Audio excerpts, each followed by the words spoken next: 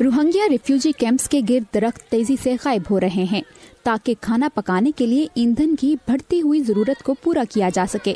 फातिमा कलाम जैसे बच्चों के लिए इन लकड़ियों को इकट्ठा करना और उनका इस्तेमाल खानदान के अफराद को मुतासिर कर रहा है। हमारे पास खुराक खत्म हो गई है। हमारी झोंपड़ी में बहुत गर्मी है, खास तौर पर जब हम इसके अंदर खाना पकाते हैं। मुझे लकड़ियाँ इकट्ठी करने के लिए जंगलों में जाना पड़ता है, जिसको 2 से 3 घंटे लग जाते हैं। रास्ते में तेज धार अशिया से मेरे पाँव भी जख्मी हो जाते हैं। बहुत दर्द होता है। पहाड़ों पर बनी आबादियों के लिए जंगलात की कमी और खुदी हुई जड़ें मिट्टी के तोदे गिरने का खतरा बढ़ा देती हैं। कुछ इमदादी इदारे मिलकर कम से कम 2 लाख घरों को इस मसले का एक माहौल दोस्त हल मुहैया करने का इरादा रखते हैं। महाजरीन मिट्टी से बने चूल्हों पर खाना पकाते हैं, जिनसे बहुत धुआं पैदा होता है। ये भी सेहत पर नुकसान का बायस बनता है।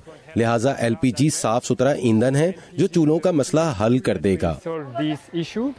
इन चूल्हों का इस्तेमाल करने वालों के लिए एक फायदा ये भी है कि अब उनके लिए ज्यादा खुराक दस्तयाब होगी। नातवान मंडोल का कहना है कि माजी में खाना पकाने के लिए लकड़ियों की कमी की वजह से उसे कई बार अपना कुछ खाना बेचना पड़ा।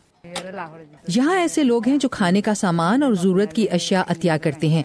अगर मेरे पास इजाफी डोनेशंस हो तो मैं खाना मार्केट में बेचकर कुछ पैसे कमा सकती और इससे लकड़ियाँ खरीद सकती हूँ। कई मरतबा मुझे लकड़ियाँ अपने हमसायों से उधार लेनी पड़ती हैं, जो मेरे लिए बहुत मुश्किल है। इमदादी ग्रुपों को उम्मीद है कि कैंप में LPG की तकसीम बढ़ने के साथ माहौलियात को बेहतर बनाने में मदद मिलेगी। स्टीव सैनफोर्ड के साथ वर्दा खलील, उर्दू VOA।